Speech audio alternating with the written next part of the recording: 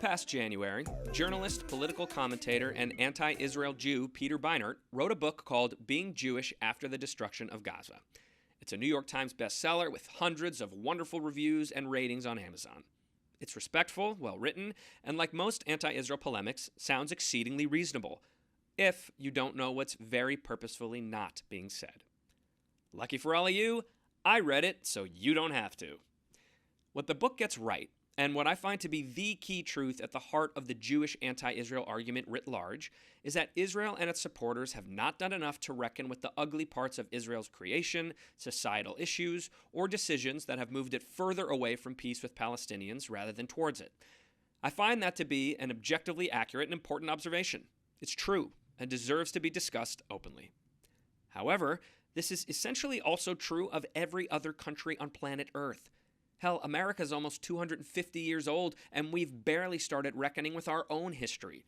So, despite it being the right call, it should not be surprising, nor a unique blemish on Israel above all other countries, that we've still got some work to do when it comes to how its past is examined and discussed. The idea that Israel hasn't been fully honest with itself makes for a very hollow foundation for the frenzied demonization that has become the defining pillar of most anti-Israel Jews' Jewish identities. Folks like Beinart have no plans to leave their comfortable lives in America out of moral righteousness over American atrocities, do not call for America's dissolution as a state, nor make their entire personality as Americans about decrying historical missteps or even current ones. This double standard brings me to what the book gets wrong.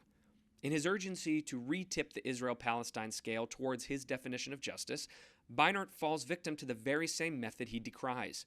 He lays the blame for the conflict entirely at Israel's feet, while de-emphasizing the culpability of the Palestinians at nearly every turn. Rather than balance the scales, he simply places his thumb on the other side and pushes down, fundamentally undercutting his own argument in the process. For instance, he attempts to ascribe the notion that Hamas uses human shields as a disingenuous Israeli excuse for wanton violence, despite the fact that Hamas absolutely does use human shields and could literally keep every single Palestinian safely underground in its 500 miles of tunnels if it had any desire to. But of course, that's not addressed. He uses the phrase international law so many times it could be a drinking game, but never once to examine how Palestinians continue to break it, only, by his accounting, Israel. Something the book gets right. It asserts that Jews often gloss over parts of our ancient history where the Israelites were the aggressors, a prime example being the end of the Purim story, where the Jews, saved by Queen Esther's bravery, then go out and slaughter a bunch of their enemies. I find this to be a totally valid assertion, as I'm betting many of you had no idea the Megillah ended that way until I just told you. What I find invalid is the implication that what did or did not happen in any biblical story, or whether we pay attention to that story in 2025 or not, has any bearing whatsoever on what is actually happening in Israel today, or in the mindset of Israel's supporters. What Jews view themselves as became immaterial on October 7th. They were victims of the most horrifying massacre of Jews in generations.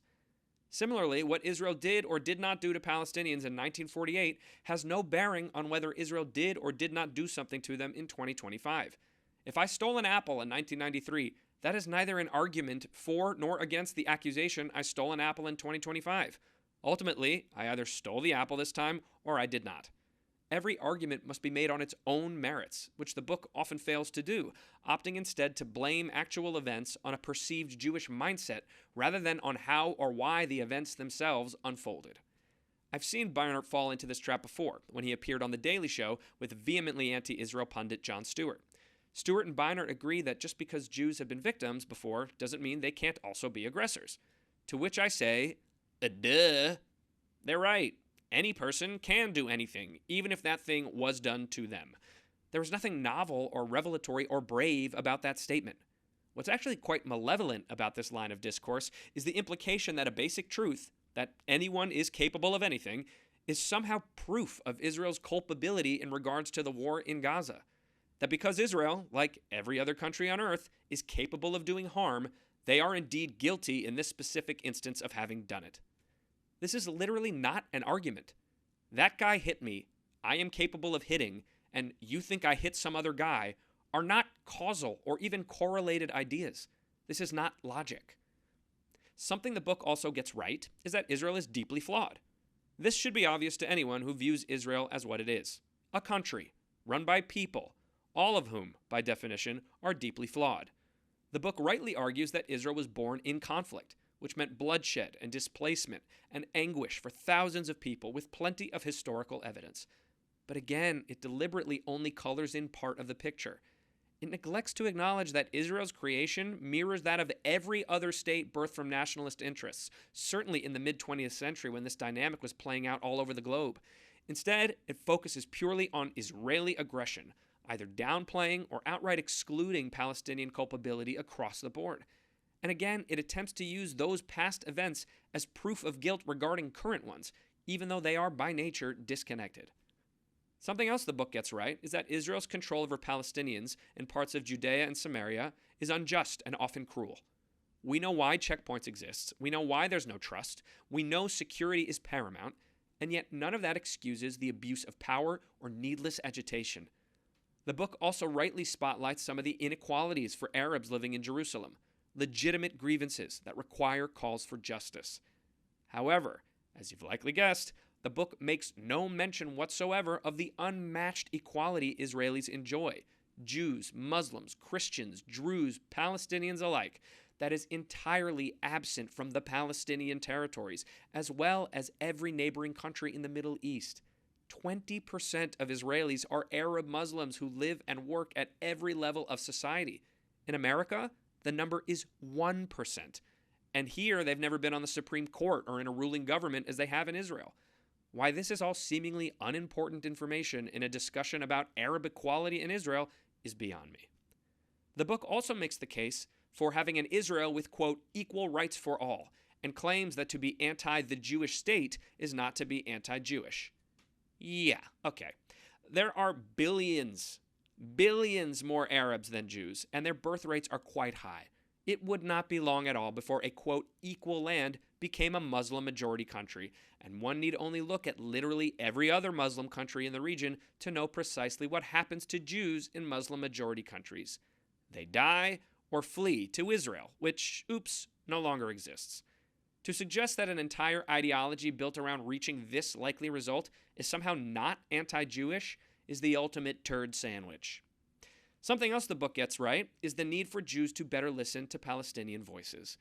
Even if it's hard, even if it's with a grain of salt, even if it's infuriating, even if it's not reciprocal.